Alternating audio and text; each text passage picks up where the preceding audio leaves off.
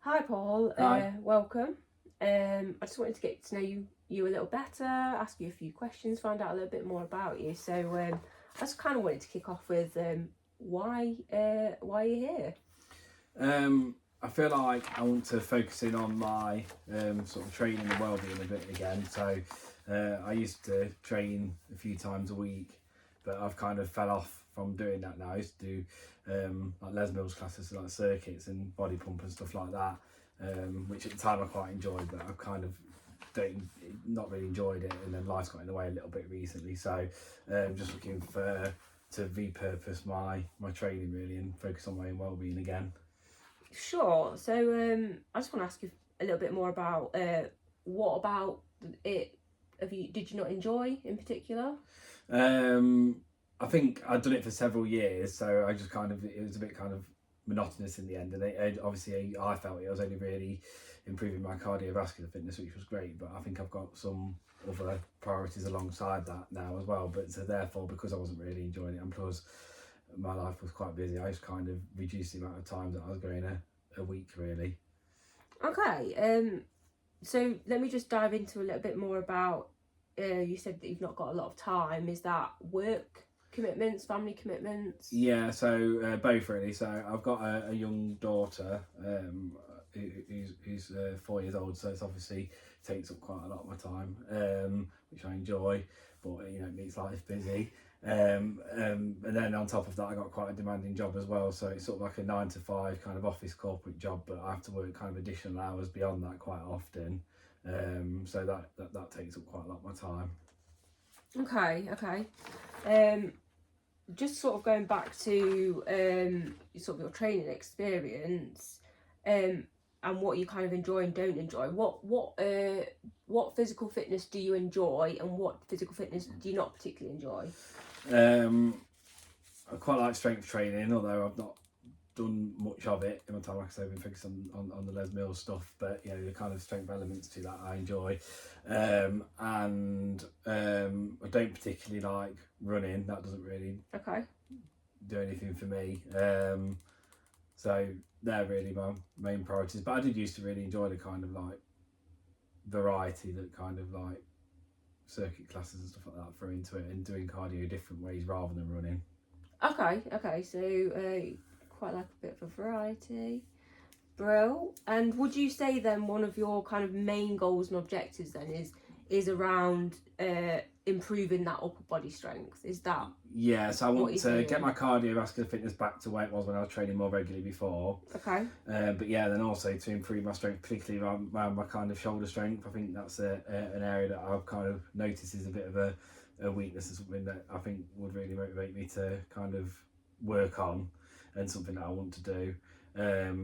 And then also as well, probably just lose a couple of kilograms of weight just to make me sort of feel a bit more kind of healthier as well. Okay. Just touching on that shoulder strength. Have you had any previous injuries in your shoulders? Is that what causes the weakness, or is it just something that you're not really trained Yeah, I to? think it's just really lack of training really on that. I've not had any injuries there, but I've just never really focused in dedicated kind of training to them really. I've done bits and bobs, like I say, in the classes, but nothing dedicated to specifically improving shoulder strength, but that's something that I'd like to do. Okay. And have you had any previous injuries before? I had a few previous knee injuries from when I was much younger, so sort of in my teens, early 20s, playing football. But kind of had the necessary operations and rehabilitation on that, so it's something I'm kind of conscious of, but it doesn't really affect me kind of training as I was before or anything like that. So it doesn't restrict me really. Okay. What? Sorry. Can I ask what the injury was? Yeah, so I ruptured a cruciate knee ligament. Okay.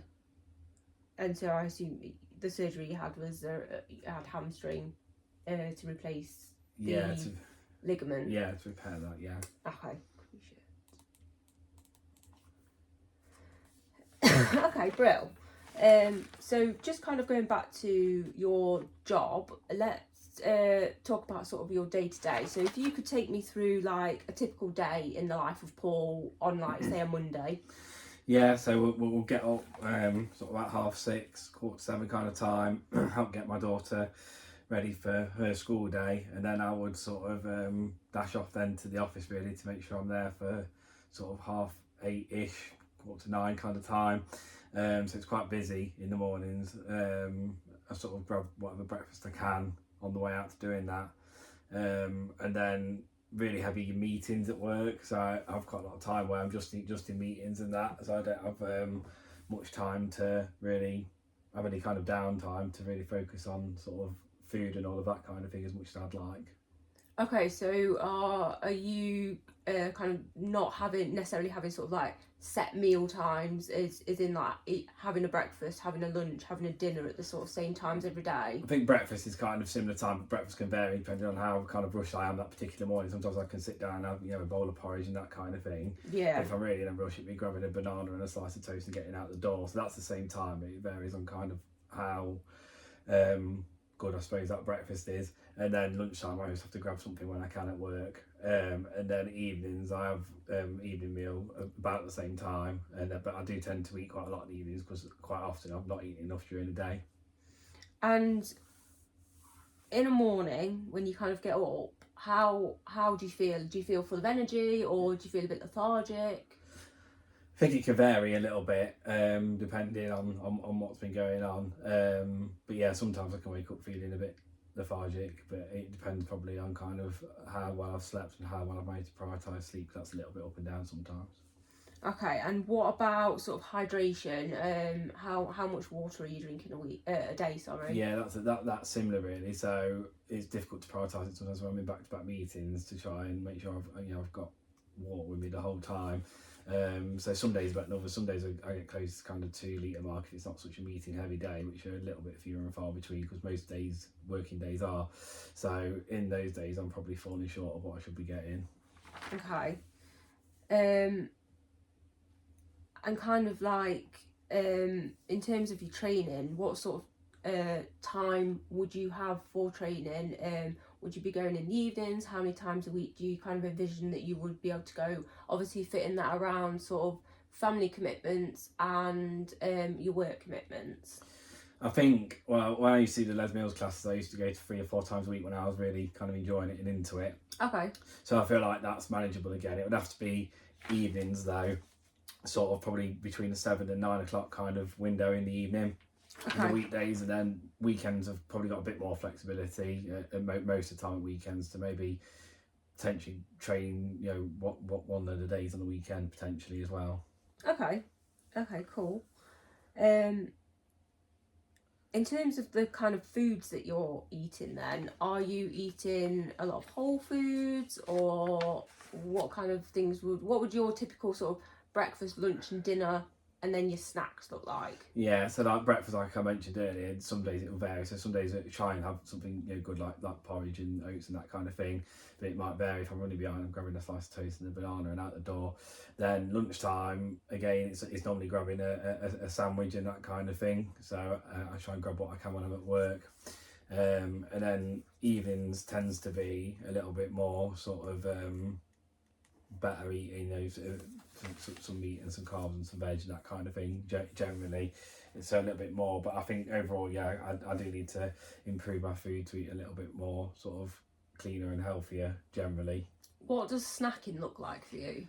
It depends again how busy I am, if I have time. So I don't really plan what snacks I'm going to have. So if I'm kind of feeling hungry, I will grab something. But like I mentioned earlier, if I don't get many calories into me during a busy working day, I will kind of snack in the evenings on top of that as well. And it can sometimes be a little bit kind of healthy, like a flapjack or something like that. But then other times it's a little bit stuff that's not so good, like biscuits and that kind of thing. Okay. Okay, no worries. In terms of kind of previous training, have you ever had like a personal trainer before, or been coached before?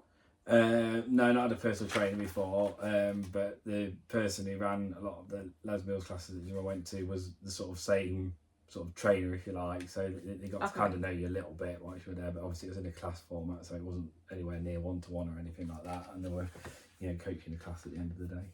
Cool. And you said before that you used to play football. That's obviously where you picked up your injury. Yeah. So you're not new to fitness then. You've been. I'm assuming that if you had your injury about 13, 14 years ago, you've been kind of doing sport ever since you'd sort of early teens. Yeah, but that was sort of like, say, like playing like competitive sport then. It wasn't like really focusing on gym work and stuff like that. Yeah. At that time. Bro. And kind of, what are your kind of main, like, if I was to ask you what your priorities are in life and what you really value day to day, what would you say? I think that now I'm getting a little bit older, I think it is important to kind of value my own well-being a little bit more again now and focus on that, which is, what I've said is one of the motivators. But ultimately as well, I want to be a good role model for my family, particularly my young daughter as well, to kind of show that, it is kind of good to focus on your own well-being and exercise and that kind of thing. So I think that's really important to demonstrate that.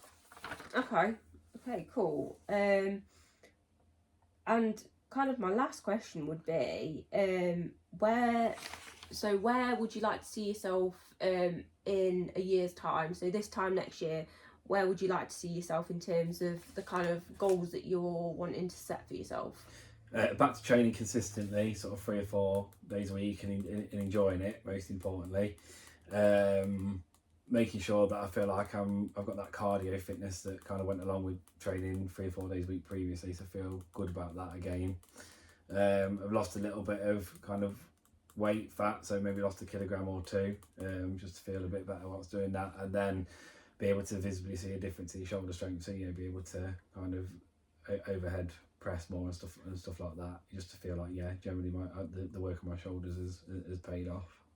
Okay, brill. Well, thank you for your time. Thank you.